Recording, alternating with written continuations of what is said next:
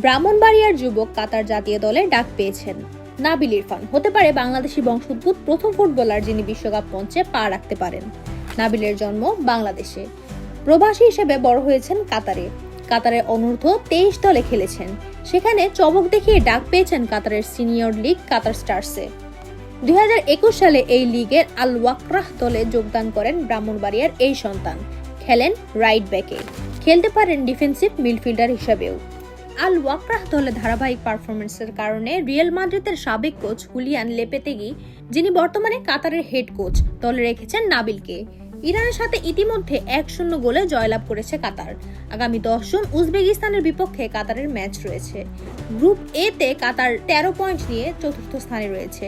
এই গ্রুপে শীর্ষস্থানে অবস্থান করছেন ইরান, 9 ম্যাচে 20 পয়েন্ট। এখান থেকে দেশগুলো প্লে অফ খেলবে, এরপর কোয়ালিফাইড। 10 জন ম্যাচ নিয়ে বাংলাদেশ যেমন রোমাঞ্চিত, তেমনি 10 জন ম্যাচ নিয়ে নাবিলও রোমাঞ্চিত। বাংলাদেশের দলের সাথে সাথে নাবিলও জিতে যাক।